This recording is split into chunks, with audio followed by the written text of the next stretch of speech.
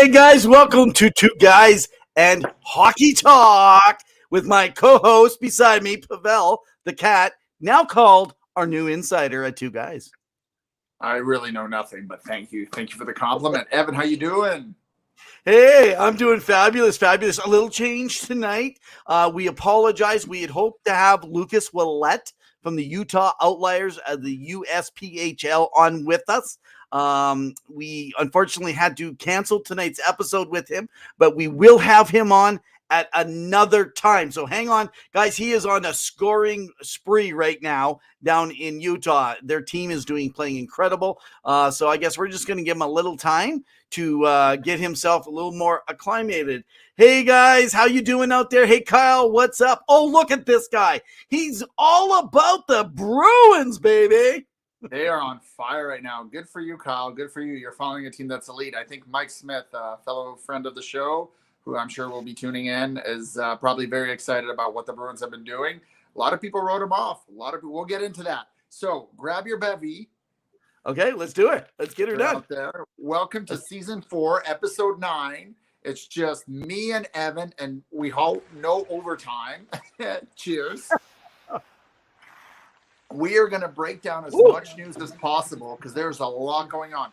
Evan, where do you want to start? Where do you want to open the bag? Absolutely. Deep into the dirt. Okay, well, before we get going, just a quick note for everybody. If you're following us, even if it's a podcast. Hey, Mike, can you go out and come back in? You've blacked out on me again.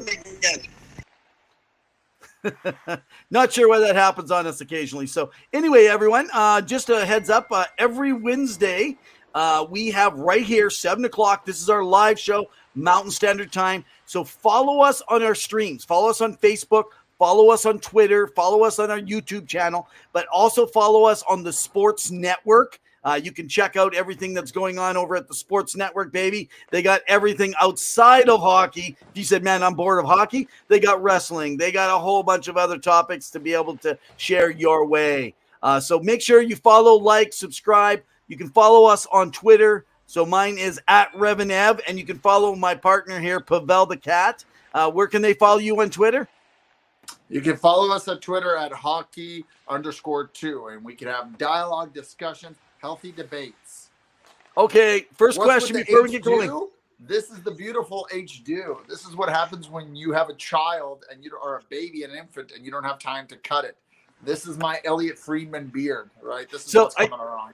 You should ask Zill what's with the dress when she's driving, right? You know, I'm sure that what she wears is not quite appropriate always for the camera while she's driving. I hear she drives barefoot. Okay, that's an inside story. Zylstra, if you have some tips for a hairstylist, I would take it unless you recommended them first to Evan because they didn't do any favors to him. Right on, Zill. Okay, guys. So again, tonight, you have any thoughts or stuff you want to tap in? We're going to have a better chance. Sometimes we have a harder chance interacting with you guys just because we can't always stop a guest midstream. Some of our guests have short sentences and some have long. We have a ton of guests coming on the show. Can I just mention, so we have some other guests that are coming in the next weeks. We just today booked in Liam McGuire. He is the number one NHL historian and trivia tester of all time. This guy knows everything when it comes to trivia and the NHL. He's been buddies. He's wrote several books. He normally charges. He's coming on this show as a free gig to volunteer one-off with us. So you're going to be able to trivia this guy, which I bet you what should we call it? Since his name is Liam McGuire, you can look him up. We'll post some stuff a little later for you guys on our site. But maybe challenge we'll call it the Liam Challenge. See if anyone can get a fact by him that he may not know. Or if they have any question on NHL history. I mean, it's phenomenal. So we're really happy to have him on the show. For Calgary Flame fans, all you Flame fans. So we have Jeff Davison coming on, former councilman that was a part of the proposed Calgary Arena deal that fell apart. He's got some inside information that he says he's all open to share, stuff that may not have got into the news of why things fell apart. Plus, he also knows people who are working on a new deal. So we're going to be having him on also in a couple weeks. We have Buffalo Sabres talk we're going to be linking in with. We're signing right now, just working at connecting a date up for the Columbus Blue Jackets with some of their writers. So we have a ton of stuff that we're going to cover. And we're going to try to keep our guests down to around 30 minutes if we can for most of them. So we still get a chance to update you on stuff. So, okay, I'm going to give you the first start here so that you're not busy trying to text all your favorite fans out there, but you're actually in on here. You guys, once in a while, you're going to notice us looking down. And we're looking down because we're talking to you. We're communicating. That's what we're supposed to do. I'm paying my taxes. Okay. Pavel, this happened. Let's get some old information out early on here. Paul Bissonnette, a while back, and I believe this is about 4 weeks back, had posted or tweeted about female viewership and that it was up. Did you remember this one? Because I do. Yeah. And he said because they find the male players are attractive, so it's going to boost female viewership. How is that okay with the NHL? Give me your thoughts on this.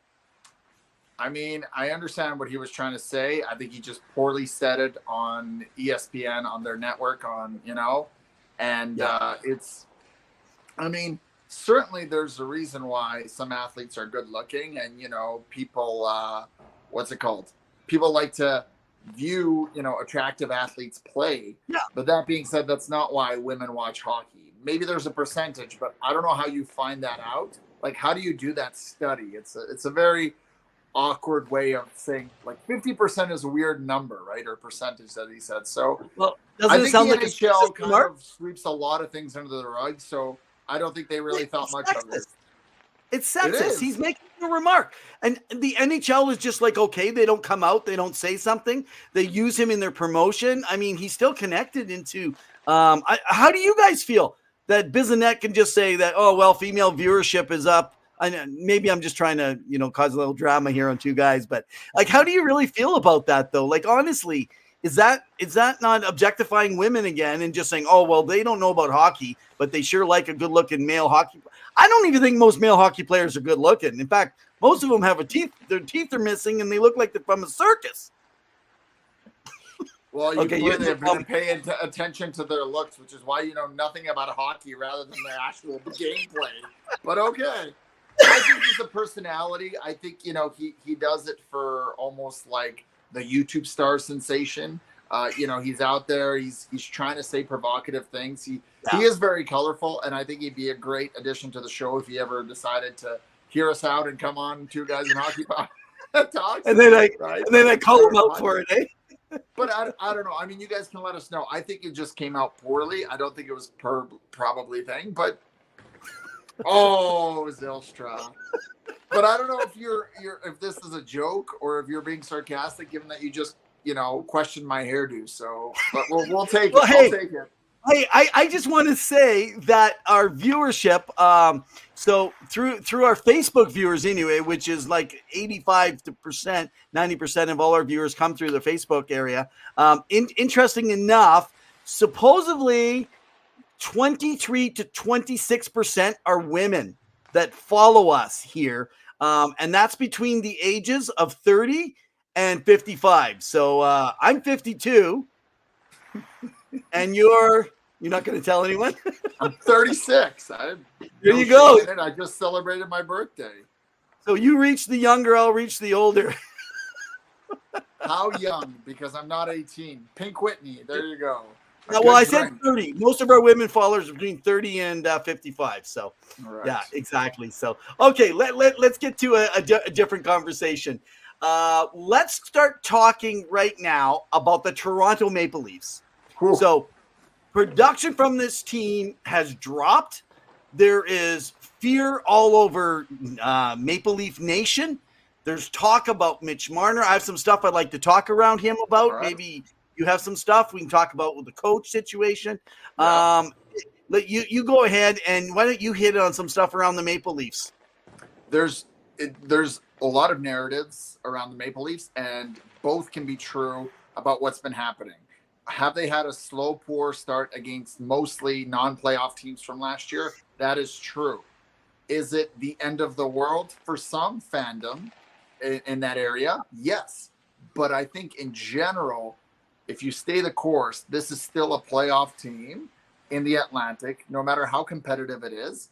And that team can still perform, score, and make an impact. The big question is, and I don't know if the internal management has to deal with this, is if they believe in Sheldon Keefe's vision for what the systems are in play for that team, and if the dynamics between coach and player, so Mitch Marner and Sheldon Keefe right now, is okay enough to get through this rough patch. If not, you have bigger questions moving forward. But I will tell everyone here, every team has players on it with coaches that have argued to the point where they can yell at each other. They don't like each other, but they still perform. You know, you alluded to it a few episodes ago, so make sure you check it out, about Daryl Sutter and his systems in Calgary and what that did for Johnny Gaudreau and Matthew Tkachuk, right? They still played hard for him and had elite seasons last year. They don't always agree with the systems, but they played. So I think in Toronto, the panic needs to die down. They need to play their game. They definitely do need to boost up their back end. I think that they're missing some pieces. And I got to be honest, they've done well with finding Samsonov. Murray, we'll see what happens when he gets back. But Samsonov has been elite for them. And I don't think we need to Steve Dangle this situation where we panic and lose our mind.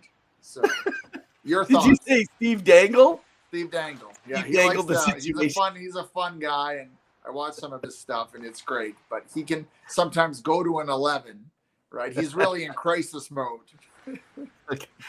Okay, before I go into a little bit here, okay, Aaron, you're talking here. He says, if the Leafs don't make the playoffs, that's going to end the first round game 7 losing streak. Have to look at the positives here. Okay, yeah, you're right. They're going to make the playoffs. I think we can all agree with that with you, Aaron, here. Okay, so recently with the Ducks, two goals in the Anaheim Ducks loss that they had were directly related to Mitch Marner. It's all over the papers, all in the stories. Now, it was because of his defensive breakdowns that he was having during that game. One of them. The other one was just an accidental bounce. It was still his defensive breakdown, though. It's still related on him. That's my opinion, and I'm sticking to it. So now hang on here, though. When he left, he says he holds himself accountable. He says that with the rest of now, hear me out, everyone. He says he holds himself accountable, but when he walks down the corridor, remember, he gets benched, right? Yes. He gets pulled off. And okay, but hang on. He gets benched. Everyone's talking about it. And his reaction, everyone ties this in. Well, not everyone, but most of the those that are following, making up these stories, is that he threw a hissy fit when he walked out to the back dressing room. Yeah, he grabbed the stick and smashed it. Yeah, you could see it. Throws a hissy fit. Now, you say he just smashed it, whatever. I say a hissy fit, right?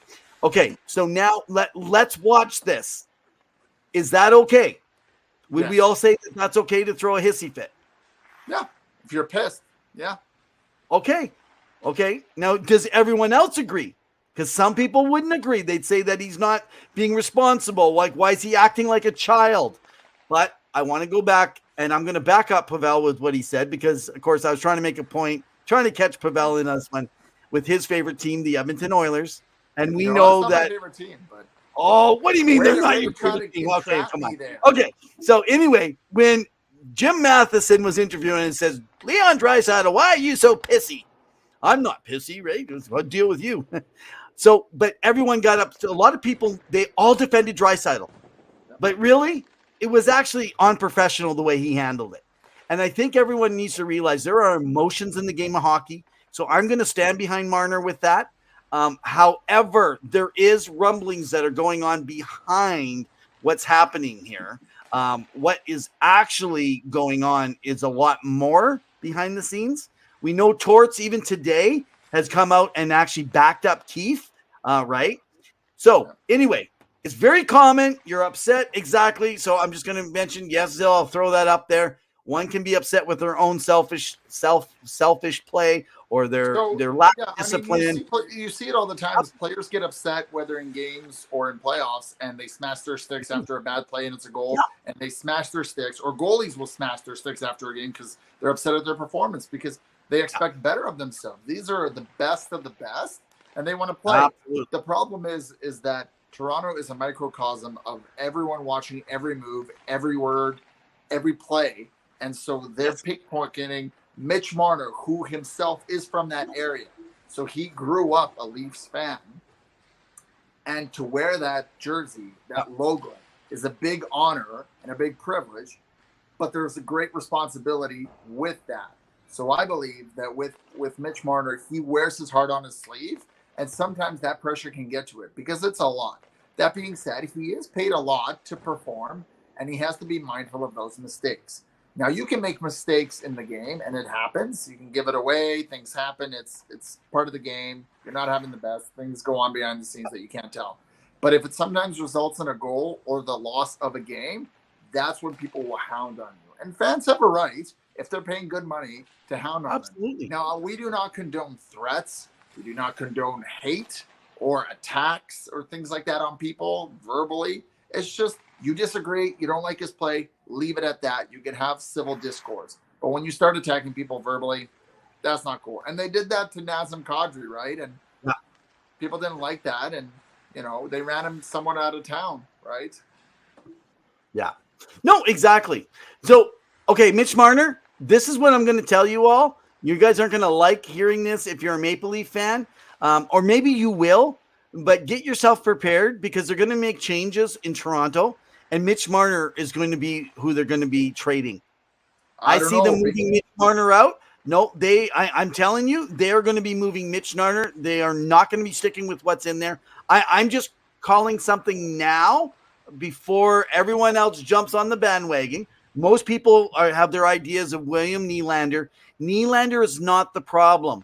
They're struggling with the type of game that Marner plays that's complementary. It's okay when everything's going well. But when they're needing that defensive game, Marner is not that player. And it changes Matthews' game when he's playing with Marner, when Marner's not playing that defensive type of game and they're struggling. It's early. I'm not worried. I still expect a point per game this season, a minimum from Marner. But he is going to free up space. He's going to get him a first, and he's going to get him a high pick. So consider this. I think you're looking at an Eichel-style trade with somewhere else in the league. So you can start imagining, but that's what you're looking at. If not, sometime near the end of the season, it'll like around trade deadline. Not trade deadline, sorry, at the draft. It's going to come just before the season starts. It'll be in the off season because they're going to try and make a run still. But they're not going to make it. And I'm sorry for Leafs Nation because I actually, unlike some other people, do feel bad for the Leaf Nation that this would be a hard thing to swallow. You're excited for your team, and then to see the team come out so bland to start the year. Yeah, but they came out bland last year, and then they ended up going on a 15-2 run. So this team is capable. Not Matthews. Not Matthews. Not Matthews. Matthews came out flying. Last year, he started his season. That's how he got go. And so if you look at Matthews, but their record as a team was similar to what it is this year. Oh, by the way, where's all the Matthew lovers out there? I'm not noticing them on Twitter right now. So all those that called him for Hart Trophy again and the best goal scorer in the league, listen, folks, you got to get behind your player even when he's not playing or performing the way you thought he should. All right, so Zylstra is saying... question then, just before we wrap it up, and people can let us know. Okay. Because I think they'll blow up that, team if they don't make the first round. But what is success for the Toronto Maple Leafs? Is it cup or bust, or is it getting past the second round? I think as long as they get into the second round, they'll be okay. Third round is what they really want. They want a minimum quarter. And you think that's acceptable to Leafs Nation? Just one round? No, I don't think it's fully acceptable, but the team will keep working with what they got if they can get through the first round. I don't think so. Here, I think we got Aaron. Hey, they want to talk. So obviously, guys, the Leafs are 10 games in. They're struggling hard with their weaker goaltending tandem. I'm not 100% sold to make the playoffs. Whoa. Big take from Aaron. Okay, man. We hear it. Maybe if they had a beard. Now, Zilstra's saying the exact opposite here. She thinks that they will not miss the playoffs, and it's all about if they can win a round, and that is exactly what I say too. If they don't win a round, Marner's gone. If they can get into the second round, they might find other ways to clear that cap. We could go on and on about this, but let's. Before I go on, now I'm not touching in. Key just came in. Hey, Key. By the way, guys, Key is with the Sports Empire Network. She helps do a lot of work for us behind the scenes. Thanks, Key. And she is an avid Flyer fan. As much as she follows all other sports, she loves the Flyers. Torts has got that team playing well. I'm very impressed. And Carter Hart has unreal numbers. He could be a Vezina candidate this year. And hey, I just want to throw a plug out there, guys, to follow Jamie Baskow over at Flyers Nitty Gritty. He's been doing a great job promoting the stuff that we're doing. Even brought up our show early on and how he discussed early on what was happening in the Torts world. So follow him for a field to get all updates around the Flyers. So again, thanks, Jamie Baskow. Okay, guys. So why don't we just kind of shift over, because we're talking about a lack of production. So I want you guys to look behind me right now. We're talking about a lack of production in Toronto, but I want to talk about Calgary. So if we start talking about Calgary, now, if you're a Flames fan, what has happened? Are you concerned about Huberdeau? And are you concerned about what's happening with Lindholm? Now, you're not a Flames fan, so I'm not actually asking you. I want to know what other people are thinking. Because Huberdeau was coming in to replace 115-point Johnny Gaudreau, and he has not performed to what they thought. But Sutter, no, did you hear the notes? The quick notes that Sutter said on his comments on Huberdeau? Can you share them with us? What was his remark during the in-game where he had to go to the bathroom? Is that what you're talking about? Yeah. So go ahead and share that if people don't know that one, and then I'll go into the other. They asked why Huberdeau had to leave so early after the first period versus the Edmonton Oilers, and he's like, I don't know, he probably had to go take a poop. I'm PGing it here, but yeah. Yeah, I had to go because we'll just say it. He said he had to go take a shit. Yeah. He goes, he probably had to take a shit. I love Sutter, man. Straight, cutthroat, to the point. That's what you need more of. But you talk about the comments because I'm not as familiar with the comments I was referring to is his support of Huberdeau is saying that he plays a good 200-foot game. He says most of you don't even pay attention to, is what Sutter talked about. Sutter really likes Huberdeau's 200-foot game. He's really liked Lindholm's 200-foot game. And while they're not producing the heavy points, say that they both were producing on their various teams last year, one in Calgary and one in Florida, he has no worries or concerns. Should they be worried, though? Is this just Sutter just talking and just trying to deflect off of them? No, because I think Sutter wants people to play a team structure play, and Calgary's doing very well. They've started off strong. They've had a good season. I mean, Brad Treliving did the best he could over the off season to replacing those things. Not to mention, Kadri's having an unreal season, so he's really stepped up and really performed. It's not about individual accolades. I mean, I don't think Huberdeau cares that much about it. It's more about playing as a team, and they're scoring. The points will come, just like in Toronto. It comes with time, and especially with Huberdeau being on a new team, he's adjusting, right? He's got new linemen. Right, he's got new wingers with him. It's a whole new structure. Florida and Joe, who follows the show and sometimes comes in a little bit later because she's out in Florida. She talks about how he played better there, but he had a different system in place with a different coach and a different style. So I'm not worried about a Calgary Flames fan, and they're performing. I think he only has one even strength goal at 5v5, 5-on-5. But again, he'll get there. He'll get there. Again, I don't take too much stock into 10 games. There is some understanding of where teams are at with 10 games.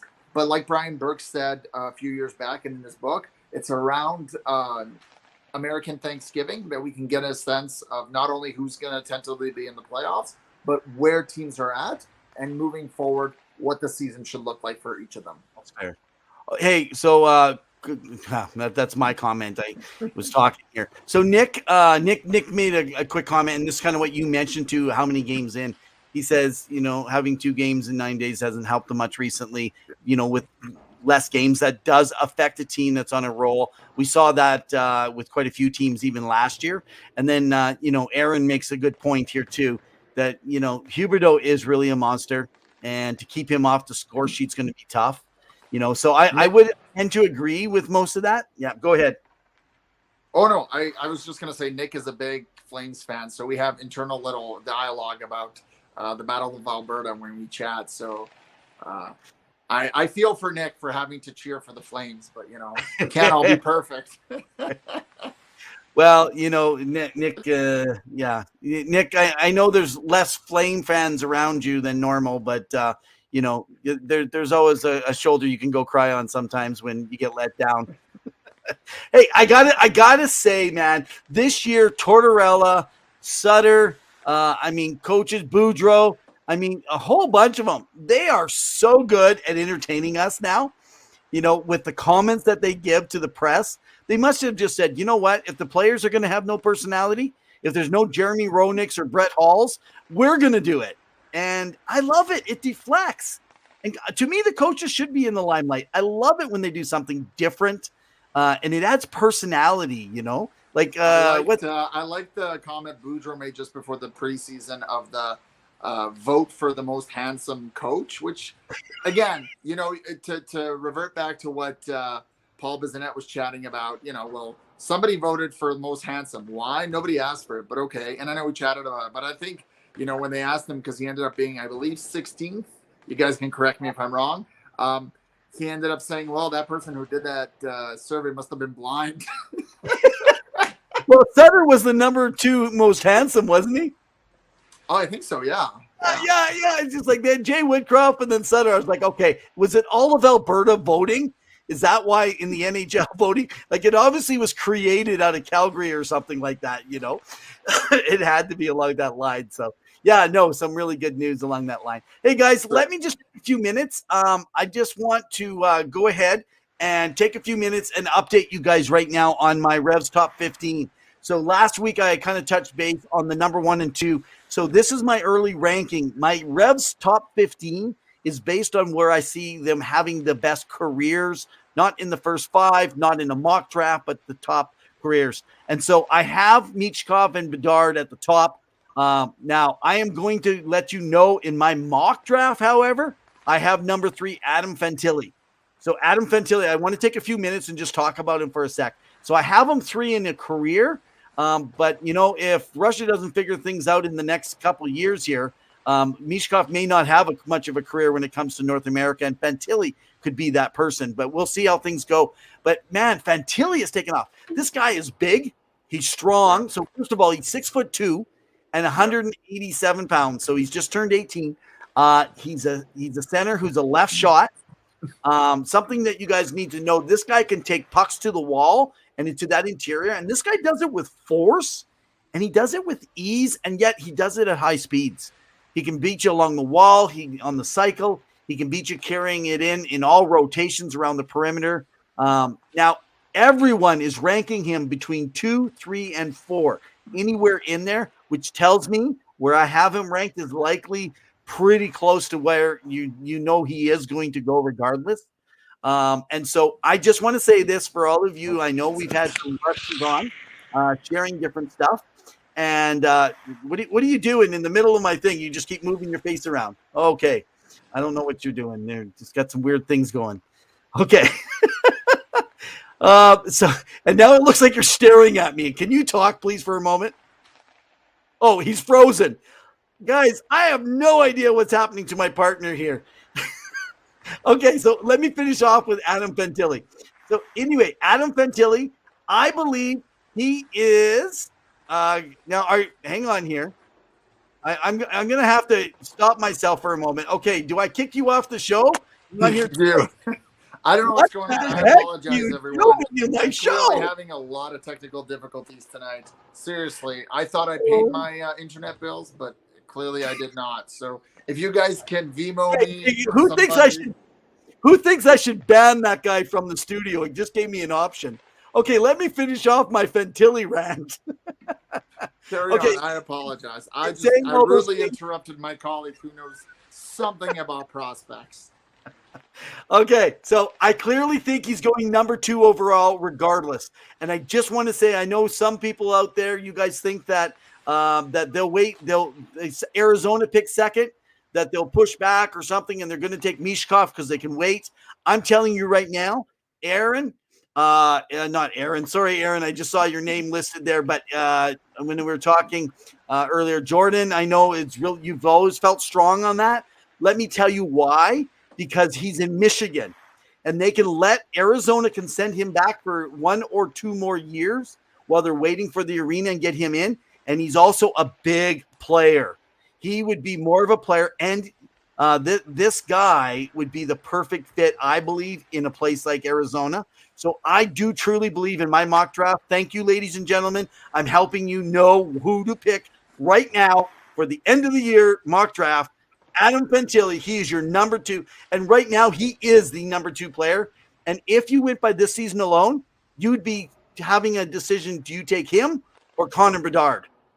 By the way, Connor Bedard. Well, if you were taking the 2 from having no past history and just looking at this year right now, you would be having a hard time saying that with a player that size that's playing as well as he is. Like, think about 8 games, 8 goals, NCAA. He's playing with men, ladies and gentlemen, and 10 assists. He's got 18 points more. He's got 2.25 points per game in the NCAA playing for Michigan. And this year, Michigan is not the same team that they were with Power and Beniers and back in the day. So, and I do want to mention, just like Rossitter had just said a couple weeks ago on our show, if you didn't catch it with Kyle Rossitter, he was the 30th overall pick for the Florida Panthers. He got about 11 games in the NHL and played a lot in the AHL over Europe. One of the things he talked about, I guess he played in the first Brick Invitational in the Edmonton, Alberta tournament in Canada. So, hey, just to let you know that actually Adam Fantilli also played in the Brick Invitational. So anyone that are in the Edmonton area, and I know we have a lot of folks, what you need to know is that the Brick Invitational is a fabulous tournament to watch a lot of young kids play. Now, by the way, every time I say that and I say, come watch these young kids play, people get all weird. Like, Evan spends too much time scouting out young kids. And I digress, and I pass it over to my partner. I've never thought that. No, you make some interesting points, and it's definitely going to be a very deep draft, close to what 2015 was, which, had a lot of talent. So I think it doesn't matter who the bottom 5 teams could be this year. And again, it could change immediately, but what we're thinking is maybe Montreal, Arizona, Chicago's been playing. That's old teenagers and not men. Yeah, when I said 2022. and so whoever the bottom 5 teams, maybe it's Vancouver. Like, we don't know what's going to end up happening this season. They're getting a good player in the top 5 picks, hands down. They're going to get good players. So okay, I'm looking forward to the draft, but I don't want to. I want to pump the brakes because let's enjoy the season that we have now. And season fees, let's enjoy the prospects and build up to them, man. Some people's teams are already worried about. If you're a Vancouver Canuck right now, you want to talk about Fantilli or Mishkov because you're all worried about your season going down the poop. We all know that Bedard is a big fan of the Vancouver Canucks, and he has the bed sheets, I think, just like and beard. Yeah, he doesn't have a beard. Okay, welcome, Jordan. Go back and listen to what I said about you. Okay. He said you're a wonderful human being. So, as an aside, fans, okay, this is the one you have to see. You went off the air on me a couple times, so you know nothing of internet either. I guess Zil is thinking. You're right, Zilstra. It's true. I'm just here for the free ratings and the free being able to gossip and yap about hockey. So okay, hey, let's talk about some more prospects, but they're actually playing in the NHL right now. Let's move over to the Seattle Kraken. Let's talk about Matty Beniers. Oh, phenomenal! What a player! Seattle fans should be excited to watch this player because he has really grown into his own. I know last year was kind of his first season, but this kid, man, it's electric to watch him play. And I honestly, having him and potentially maybe, Shane Wright in the future when he's really ready to settle in as a 1-2 punch, that team is going to be set. So what people now, I did tweet about it. I shared it last week. I actually called Matty Beniers. I think will win Calder of the Year for rookies. something interesting, though. I remember when they drafted Ryan Nugent-Hopkins in Edmonton, they talked about how he was a small player. He was 6'1", and he was weighing 179 around the draft time. Okay. Now, Matty Beniers, he's already a year in. Okay. He's 6'2", 175 pounds. Interesting how things change, because by the time Nugent-Hopkins came in, he was weighing 188, 190. And we're dealing with Beniers came in at 172 originally. A lot of smaller players. So anyone that puts value in the poundage, it's quite different over the last 10 years as things have changed in the prep. It's really how strong your core is and so much. But anyway, so it's 5 goals, 4 assists. Now, this is what's interesting. I think that we could bring up about Matt Beniers, as much as I'm a full supporter. He is -8. Now, I don't put a lot of stock in the plus minus, but here's what I do put stock in. The upper players are like -6, -7. Why is he the only one sitting at -8? There are some telltales when you look at an overall aggregate of the entire team congregate. Is he playing on the penalty kill? Because I haven't watched. No, but a penalty kill doesn't actually include plus minus, right? It's when you're on the power play and they score on you, then that would be. Or a regular shift too. If you're on the ice when a goal is scored on 5-on-5. You just said penalty kill. Is he on the penalty kill? No, but you're saying it's only on power play, but it's also on 5-on-5. No, I didn't say the power play till you said the penalty kill. You said, is he on the penalty kill? Yeah. And I'm talking about plus minus. The penalty kill has nothing to do with plus minus. I said if he's on the power play and he gets scored on, then that will be go against them. No, plus or minus is dictated whether you're on the ice if someone scores a goal for your team or no. You do not. You do not use. So everyone else, help me educate my friend here. He pays too much attention to the power play. The power play, right? You do not. If you get scored on, it will be used as a minus. But when you're on the penalty kill, it is not a minus while you're on the penalty kill. It does not actually include it in it. Even strength. Or it's what's it called? Penalty kill players do not get a minus if they get scored on while they're doing the penalty kill. But even strength is also not just power. Yeah, but that's what we've been talking about, even strength. And then you brought up even strength is not power play. Okay, I think everyone, we should send Pavel back and kind of get him through this. Hey, Les just came on here. He's laughing and crying. I don't know if he's Les. Am I wrong? And do I got to get some help from our trivia man here? How does this work? No, actually, we know. Pavel just gets confused sometimes. Look at him. The guy just woke up from bed. His kid kept him up all night long. I'm telling you, man. Versus how much was given up. So I'm wanting to. So this is very important. Matty Beniers is struggling on the defensive side of the puck, though. That's my point that I'm wanting to bring up, more so than a lot of other players while he's learning the game. So all I want to say is be patient with Matt as he's learning, because some of his other teammates are not. So if he pushes, they may actually not go back at the same time. And some of his pushing is causing the plus minus for other guys that are playing on his line, including someone like Jordan Eberle occasionally. Now I have some breaking news I want to share. Okay. We talked about it on our Facebook page, and there's been rumblings, and maybe Kevin Francis can speak more about it. I know he's tweeted about it, so give him a follow. Okay, hang on. If you're moving to a different team, I'm not done with Seattle yet. Oh, I just said breaking news. You're going to throw out the breaking news? Okay, everyone. Cancel the breaking news. Let's go to the breaking news, and then we'll come back to Seattle. Let's go back to Seattle. Okay, I want to talk about Shane Wright, because we got some breaking news. Yeah, that's old news.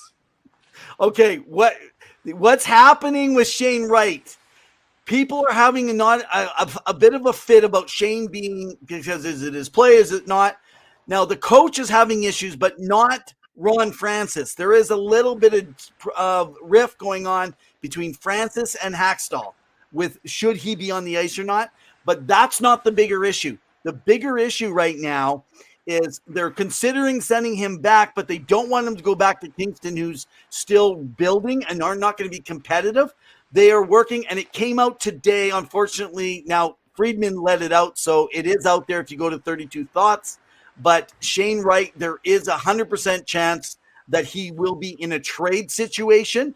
so that Kingston can load up for the Memorial Cup coming down the road.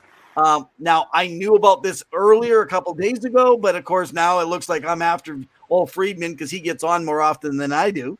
Not that any of his folks want to listen to me, but I am telling you, the reason that they're not playing him is they want to be careful with the amount of games so they don't wreck his eligibility for his elite level contract. So consider this.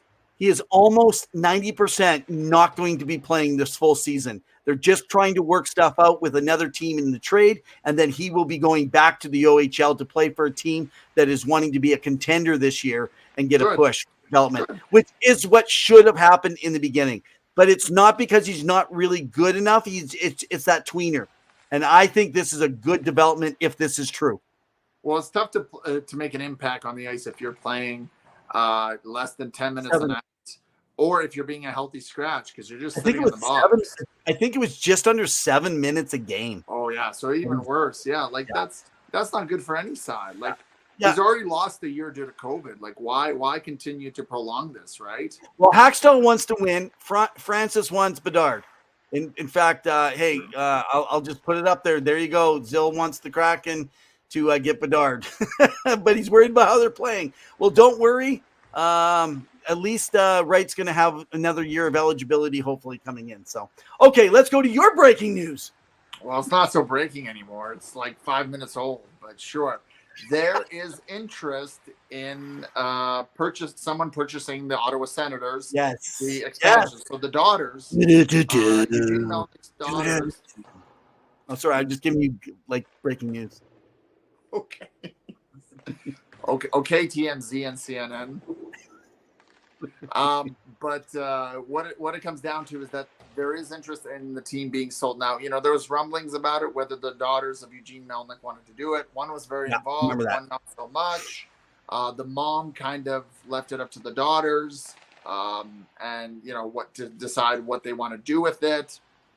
And what would that mean? Now, Kevin Francis, who was on the episode on the show a few weeks back, he's posted a few things on Twitter, so give him a follow in terms of what he thinks is going to happen. He believes the team is going to stay. But the breaking news is that there's interest of a local Canadian phenom movie star, none other than Ryan Reynolds, who would be interested in a partnership of purchasing. Now, wouldn't it be sweet and ironic that the guy from Vancouver went in and bought up the Ottawa Senators, or became one of the, owners? Yeah. But I don't think, and I know you guys can speculate, and Ottawa fans can let us know, I don't think that team is moving. Now, is Kevin the one that commented on that? No, Kevin mentioned that they probably won't be moving. No, did Kevin mention anything on Reynolds? Ryan Reynolds is interested. So why don't we send we'll send a message out to one of our sources. We won't tell you who they are, and see what they know. Well, they're clearly giving me the wrong information. So let me just throw this in. I heard something. This was not from Kevin. It was from another source that believes. Now, this has not been confirmed, but they believe that this potential owner has now been contacted about the official sale because they knew there was a potential. We joked about it on the show with Kevin Francis. If you didn't see us with that, Kevin Francis is from Hockey Buzz and writes on Oilers Nation. Fabulous stories, really good content. He's solid, guys. Make sure you give him a follow if you want to learn all things. And that is someone that's name sounds close to Ruben. And we're talking Mark Cuban. The owner of the Dallas Mavericks. Yes, he's always had an interest. He loves hockey as well, not obviously as much as basketball. As everyone knows him, from the States when it comes into Shark Tank. He loves getting involved in businesses and stuff, but he also loves to have fun. And don't know what that means. That would be to keep them local, though. That would not be to move them, just so everyone understands that. We'll talk about that in a moment. But there's only been some people sending some notes out behind to let him know. And so we'll see if anything takes off. And I mean, this might be totally out to lunch. He may have no interest, but you know what? I'm just going to say it here, Pavel. Mark Cuban, come on. Get in there, buddy. Buy the Ottawa Senators, buddy. They will become a team to reckon with. Woo! Yeah, and it's interesting when we talk about the sale because there was a release recently. We put it on our Twitter page, so give us a follow about the net worth of a lot of the teams. Oh, and yes. Of course, as expected, the Toronto Maple Leafs are the number one franchise, in terms of the net worth, what the revenue that they bring in, and from there, it's almost the original six. They were, and I want to quote so I don't get things wrong, so Les doesn't make fun of me. The New York Rangers came in second, the Montreal Canadiens in third, the Chicago Blackhawks in fourth, Boston in fifth, Detroit in sixth, LA in seventh, Philly in eighth, Capitals in ninth, and Oilers in 10th. And the list goes on and on. You guys can take a look. So it's interesting to know when Eugene Melnyk took over the Ottawa Senators, they were dealing with some financial issues. Yes, Les, keep laughing it up. We are a comedy show as an aside. It's all good. But so the team has been worth quite a bit more money, and I think it could fetch up to a price of even $1 billion. So, wow. Yeah. No, this will be interesting. Okay, I want to touch in on Ottawa. One last thing. I was going to bring this up, and Zilser just had asked this question. So why not move Ottawa to Houston and add a new franchise in Quebec? Okay, so let me touch in on this. Now, Kevin Francis did get involved on this one. So here's the thing. Quebec cannot afford an expansion franchise per se. So they're only going to get a relocation franchise. There will be no new expansion franchises over 32. That's not going to happen in the era of Bettman, at least at this point. Now, if you think about it, if Ottawa was to move, the only logical place would be to keep in Canada and move to Quebec.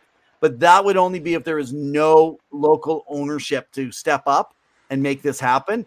And I'm going to say that there's probably a good 85% chance there is good local owners or people to keep them local at least. Because just like Daryl Cates, he may be from the Edmonton area, but he doesn't live there all the time in the same mannerism.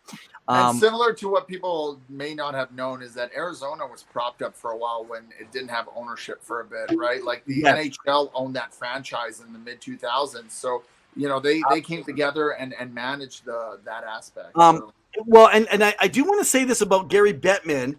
So a lot of people think that Gary Bettman hates Canada and they go on and on. I'm going to tell you that I do not believe that narrative at all. I get why it gets played out, and I say keep running with it. It's drama and it's entertainment. So let's keep it going. Let's keep booing the guy. You're going to boo the new guy too. That's just the way it is. And he has fun with it, even though Bill Daly. Yeah, that's probably who it will be. Someone talked about, of course, Bettman leaving, going to the NBA. It's like, well, that didn't happen. But he's going to retire. I mean, the guy's older. Adam Silver's doing a great job in the NBA. I just noticed. I just pulled a Bettman. I did this. Watch this. If you're watching me in the camera, I just did this. He's not leaving. Well, that's a Bettman. He rolls his eyes at McLean or whoever when he's doing it. Is this a Scooby-Doo moment where you take off your mask and it's Gary Bettman? Or Houston, we're Quebec. So anyway, if you guys remember, he actually saved the Canadian teams like Calgary and Edmonton back in the day when the dollar was at 60 cents on the American dollar for the Canadian loonie. And so he got involved and made sure that Canada could keep their teams. He will do everything. He was a part of the arena plan to help boost Edmonton when they needed help also back then. He will be a part of the Calgary thing. He'll say he's not, but he'll do everything he can to help make that happen as well. Bettman will do that. He will keep the team in Quebec if it's not going to be in Ottawa. I can guarantee you that. I feel very positive. But I do agree about Houston, and I know people are talking about Arizona. So this is what I think, and I think we're going to have to come to an end here in just a moment. But I do think this is the last shot. They have to get some stuff on paper while this whole arena deal is going down in Arizona. They got to get some things happening, and then we need to see something striking that ground with some deals for that arena to get up, because there's still a lot of work to get done to even make this happen. It's not a done deal yet.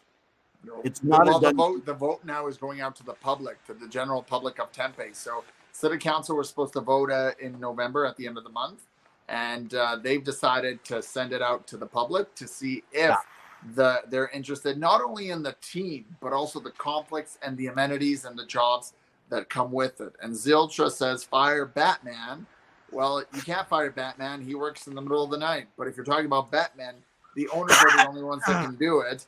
And move Arizona. I mean, he's not going to move Arizona. He's been clear that if they get this deal done, he's guaranteeing Arizona for 20, 30 plus years there. So, yeah. Okay. So, really the bottom line is, if they don't get something done, Houston has always been talked about as the front runner now, in the West, but they are not moving. They got balance West and East. So if Arizona can't get something done, this might be their last effort. And there's an owner there that is willing to pay that money and has the pockets to do so. But they'd have to set up a deal with Houston to share with the Houston Rockets of the NBA while they're building a new arena, which could be a problem, because now you're dealing with because I do not believe the owner is the owner of the Houston Rockets, is it? No, he does some other business. Problem. Two competing arenas when it comes to concerts and all the other stuff outside. Well, it's one of the reasons why what's it called? The Phoenix Coyotes or the Arizona Coyotes aren't playing in Phoenix, because they have the Suns there, and the owner did not want the Coyotes playing out of that building where the Suns play. And my understanding is the owner, and maybe some of our Sports Empire group will know this a lot better with the NBA, is whoever the owner is of the Houston Rockets has no interest in getting involved in hockey. So, which I totally understand, because it's peanuts in money as compared to the National Basketball Association. So definitely that would be something. Hey, weeks ago, did we actually talk about Craig Anderson's new goalie gear this year? And nope. So if you guys have not, I wish I had time to put it up here for you guys. You got to go check out Craig Anderson's new goalie gear. It was designed by his 11-year-old son, Jake. He crafted the design online, and he even went on to say, so if you have a problem, you can take it up with Jake. Not the friend of the show, Jake. Yeah, nothing like throwing your son under the gun and just saying, just rip on my 11-year-old, eh? Zill, and one last point on there. Zill, I'll get your one last statement in here. Zill drives down there all the time, says nothing is happening in Arizona, and I'm there every week. And that's interesting. That building looks fun. I watched a few of the games that they've had versus the Rangers we're just talking versus Winnipeg. No, I think she's talking about the development, the new stuff happening, right? Yeah. That's what we're talking about. So, I mean, we can go on about Arizona over and over. We need to touch in on some teams coming up here in the next while. I think that maybe next week we'll hit a little bit of prospects. Next week, let's also tap in on maybe talking at some pre stuff before we have Columbus Blue Jackets writer come on from Hockey Buzz that has now agreed to come on as well. So now I hope I got your name right, bud. I think it's Zach over at Hockey Buzz. So I just recently met him through Kevin Francis, and he has agreed to come on. We just started trying to set up a date. But I like to talk a little bit more about what's going on down there, and we want to talk about some hockey markets. So if there are places you guys want us to touch in on, a little bit about what's happening, definitely let us know. I think it's time maybe for some LA Kings talk. We haven't been talking about the Kings for a while either. We apologize if we are speaking more to Western Conference teams. We try to get the Eastern Conference in. Just when you live in the Western Conference, we don't live in the Western Conference. We live in the western part of North America, and we talk a lot about the Western Conference because we're on Mountain Standard Time right here, 7 o'clock every week, right? Leads right in. So how can they follow us, buddy? Well, they can follow you at Revenev on Twitter, where you have very insightful tweets. And you can follow us at hockey_2, where we like to chat about all things hockey. So you can give each of us a follow. Make sure to check us out on our Facebook page at Two Guys in Hockey Talk, or as Evan likes to say, 2 guys in overtime, because we talk way too much and go overtime. And you guys can give us a follow on our YouTube page, which we're always looking for subscribers. It's always fun to check and connect with you guys. And again, message us, comment on us. We try to post stories all the time. We have an Instagram page. We're in the whole shindig. We love it. We love connecting with you guys. We've had some great conversations. We like to be fun, silly, respectful, and talk all things hockey. And I just want to shout out a little blast that I'm going to do a little treat for us this weekend. I'm doing a little trip to Winnipeg with a little bit of action at Canada Life Center with Jordan, a friend of the show, and some other friends that have attended the show. If you guys know Mike Smith, his son Kelson, he's coming on the trip. So we're going to watch a little bit of hockey in the afternoon, and we're excited. So I'm going to get that video up to you guys sometime on Saturday in the afternoon. It'll be 1 o'clock Edmonton time, Mountain Standard Time, but I know it's central over there. And I'm looking forward to watching a little bit of hockey in a new arena and exploring the area, as well as seeing the new, I think, Dave Harochuk statue that they put up. Yeah. So it'll be interesting. So I look forward to meeting peeps in Winnipeg. Yeah, you'll be so one of the groups that works with us and supports us a lot, the Pulse of Hockey over in Winnipeg, guys. Our friend Daryl McMullen. Yeah, you got to check out their site, what they're doing on the Jets. So we'll give you a little in-depth extra on that next week. So next week he's going to put video on our Facebook. He'll put it live, and then we're going to play a little clip of that on our show next week, so you can see a little bit of what it's like over there. As well as Pavel lined us up with an incredible guest next week out of Edmonton, where we live locally. We are bringing a coach on. Why don't you tell us quickly about him before we call it a wrap? So we have the very honorable Howie Draper coming on, the U of A head coach for the Pandas women team. He's going to talk all things coaching, prepping, preparing, and kind of how he got to the point where he is at. And he's got a pretty notable history, some championships under his belt. He's been around the world. He's coached Team Canada before. So we're looking forward to picking his brain. So make sure you tune in next Wednesday at 7 p.m. For any questions you may have, because we have a lot, but I'm sure you guys are interested in hearing. So we're pumped about that. And even send some stuff if you guys are thinking, but this is going to be a great chance. We'll try and get to some of your questions if they're outside of the realm of something we're asking. We have let him know that we do allow questions to come out.